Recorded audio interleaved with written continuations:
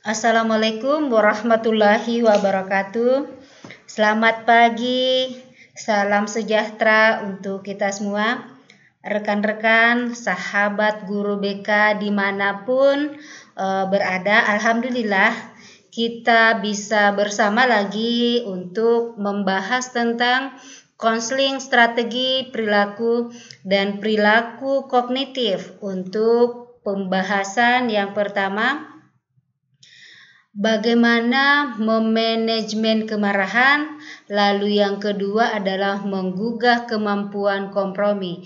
Ini adalah video kedua kita pada hari ke-6 dari pelaksanaan kegiatan e-learning Smart Counseling Strategy for Millennial Generation. Bapak Ibu, sahabat-sahabat guru BK yang saya banggakan, berbicara tentang bagaimana mengelola kemarahan. Pastinya Bapak Ibu akan sangat familiar dalam upaya mengelola kemarahan karena kita menyadari bahwa tidak ada manusia yang terlepas dari yang namanya rasa marah. Apalagi generasi milenial kita sekarang ini, remaja atau peserta didik atau konseling kita dengan rentang usia yang masih sangat muda, pastinya akan memiliki tingkat emosional yang cenderung labil ketimbang dengan orang dewasa karena memang adalah masanya, sehingga sangat penting memang bagi kita untuk memberikan atau mengajarkan atau membimbing, mengkonseling anak untuk mereka memiliki kemampuan di dalam mengelola kemarahan serta menggugah kemampuan untuk berkompromi sehingga mendapatkan kenyamanan dalam melaksanakan aktivitas.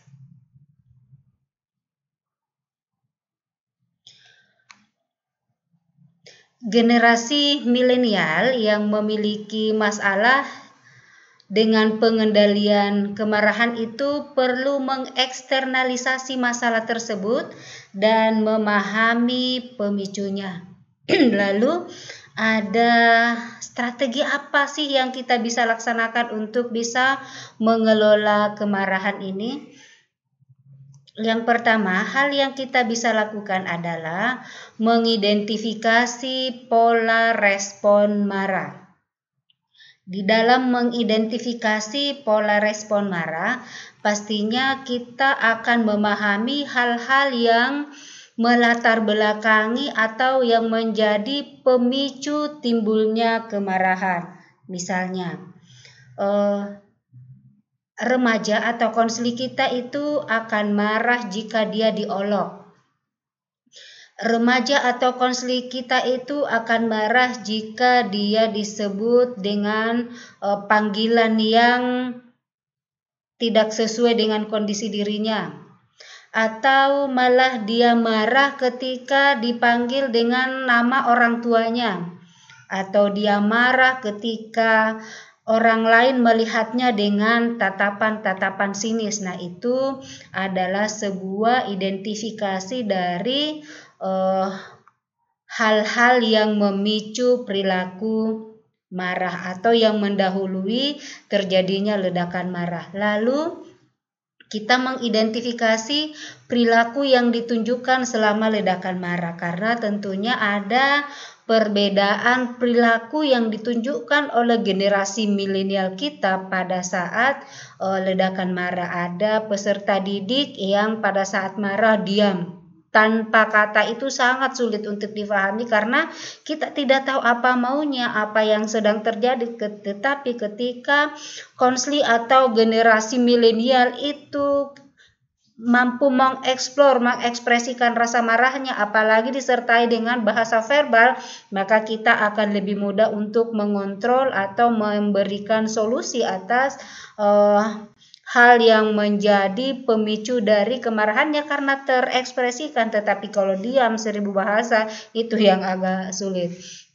Berikutnya, kita mengidentifikasi berbagai konsekuensi yang muncul dari kejadian marah tersebut. Misalnya, pada saat terjadi ledakan marah, dia membanting apapun yang ada di depannya. Nah, konsekuensi dari kemarahan tersebut pastinya barang-barangnya akan mudah rusak.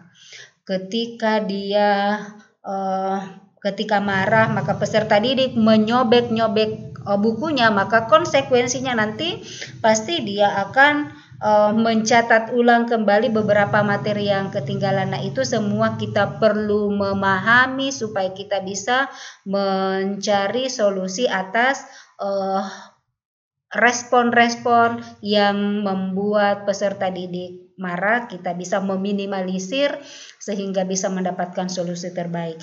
Lalu langkah kedua untuk mengelola kemarahan itu adalah melakukan eksternalisasi kemarahan.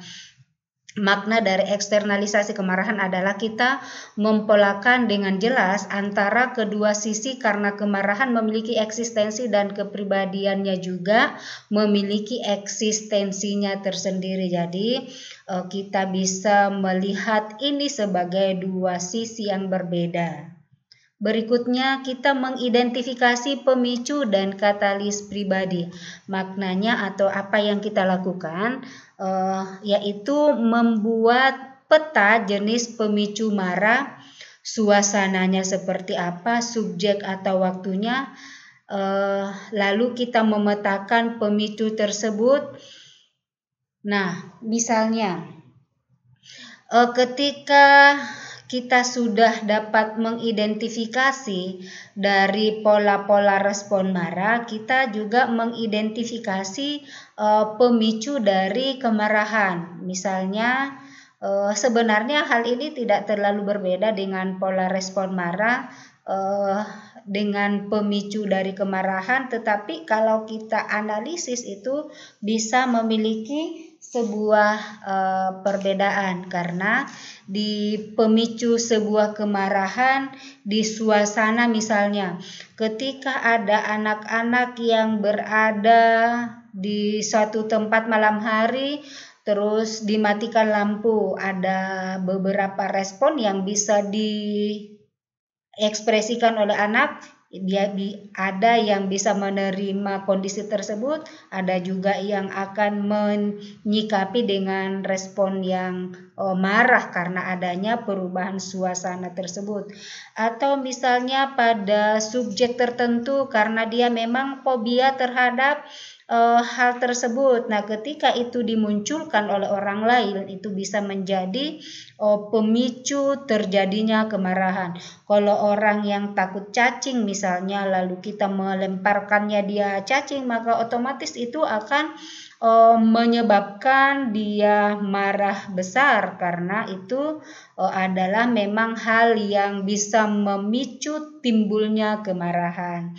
Nah, dengan mengenali itu kita bisa meminimalisir terjadinya kemarahan sehingga bisa mengontrol, kita bisa mengelola timbulnya kemarahan. Lalu langkah keempat adalah kita melakukan fokus pada kekuatan pribadi.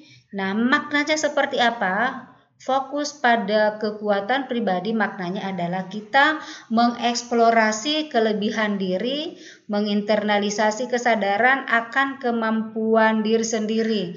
Dengan begitu kita bisa merubah sebuah hambatan menjadi peluang.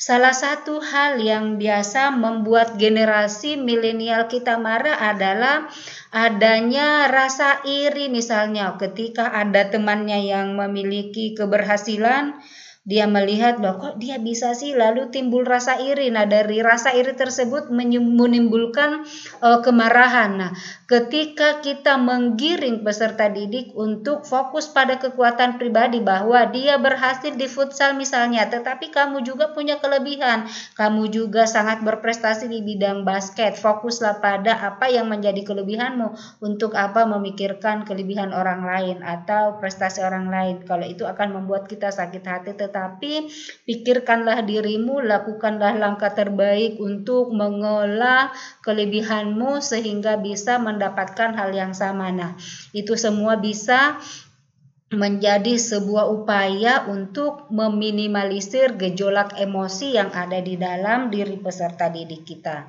Berikutnya, memilih pilihan pengendalian.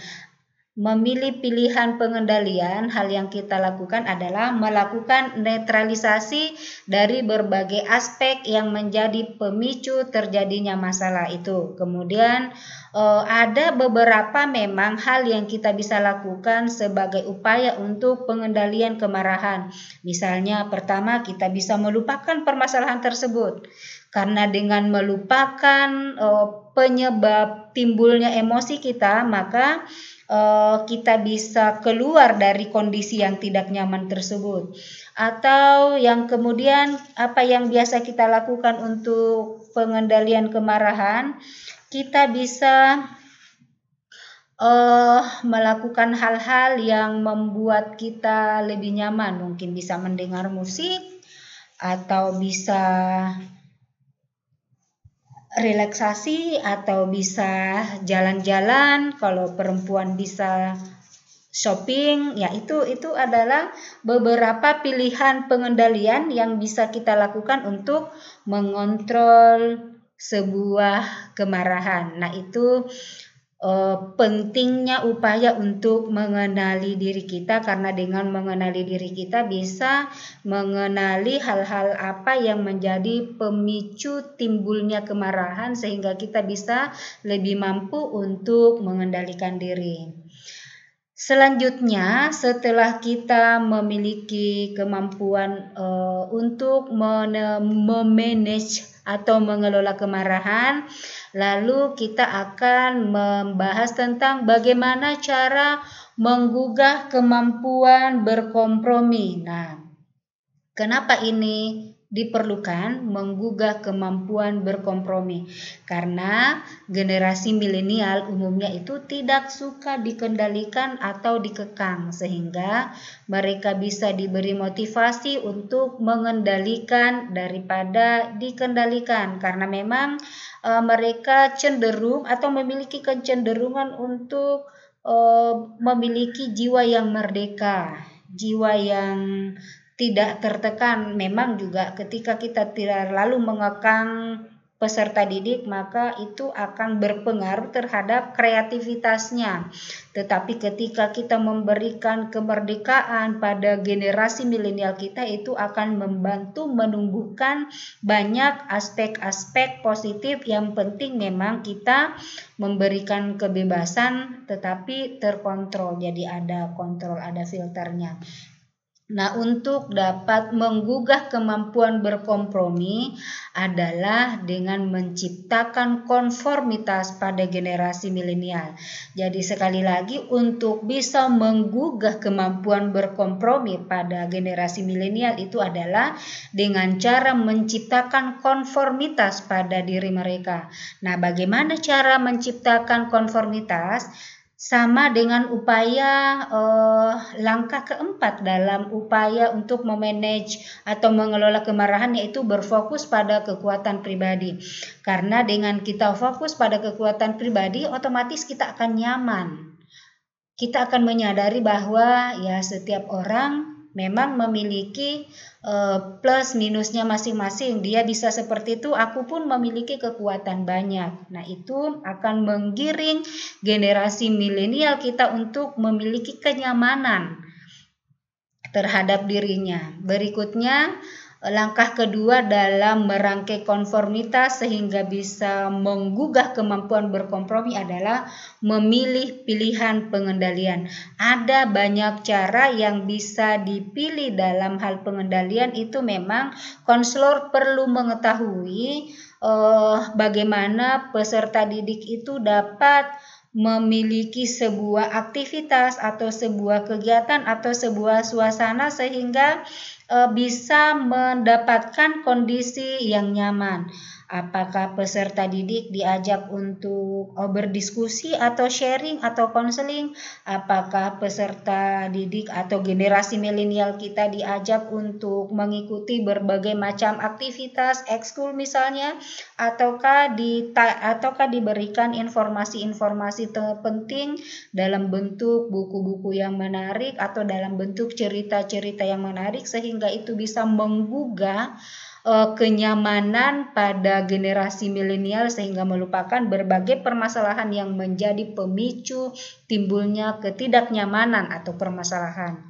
Berikutnya adalah mendengarkan orang lain. Nah, mengasah kemampuan mendengarkan orang lain itu ketika generasi milenial itu sudah fokus pada permasalahan atau pada apa yang dibicarakan oleh orang lain, maka dia akan melupakan apa yang menjadi bebannya atau permasalahannya secara perlahan akan ditinggalkan dan akan fokus pada orang lain. Hal ini tentunya akan menciptakan kelegaan yang akan membuat kenyamanan pada diri peserta didik. Lalu langkah keempat adalah mengkonfirmasi apa yang telah dikatakan oleh orang lain. Ini adalah langkah yang sudah lebih mendalam tingkat pemahaman terhadap orang lain. Ketika kita masih mendengarkan orang lain mungkin masih tahap awal, tetapi kita mampu mengkonfirmasi apa yang telah dikatakan oleh orang lain, itu berarti itu menjadi pembuktian bahwa kita betul-betul menyimak apa yang disampaikan oleh orang lain, sehingga akan membuat orang lain nyaman. Nah, dengan begitu kita pun akan bisa melupakan berbagai permasalahan yang sedang kita hadapi, sehingga upaya untuk menyamankan itu menjadi lebih baik atau bisa tercipta karena kita sudah bisa fokus pada apa yang telah terjadi pada orang lain. Kita mampu menetralisir perasaan kita. Minim-minimnya kita melupakan sejenak apa kepenatan apa yang kita rasakan. Berikutnya kita memfasilitasi generasi milenial atau peserta didik untuk percaya bahwa dia berhak untuk memperkenalkan suatu sudut pandang. Jadi tidak ada penekanan-penekanan tertentu, kita memberikan hak kepada mereka untuk berbicara. Dengan begitu mereka akan memilih atau akan menggiring mereka untuk merasakan sebuah kenyamanan karena tidak tertekan tentunya. Tetapi ketika kita tidak memberikan hak untuk memperkenalkan sudut pandang mereka, maka otomatis tidak akan nyaman karena mereka tertekan, mereka merasa dikendalikan. Sementara salah satu ciri karakteristik mereka adalah mereka tidak suka dikendalikan atau dikekang, tetapi mereka lebih cenderung untuk menyukai beberapa hal yang mereka itu lebih diberikan keleluasaan untuk berekspresi atau mengeluarkan aspirasinya. Berikutnya, hal lain yang bisa kita lakukan untuk membuat anak-anak atau generasi milenial itu nyaman adalah diberikan kemampuan untuk siap menegosiasikan suatu kompromi. Lalu yang terakhir adalah siap menerima adanya perbedaan. Ini memang menjadi suatu hal yang penting kita selalu ingatkan kepada peserta didik atau generasi milenial kita sekarang ini. Mereka harus menerima kesiapan atau memiliki kesiapan untuk menerima adanya perbedaan yang ada di antara mereka.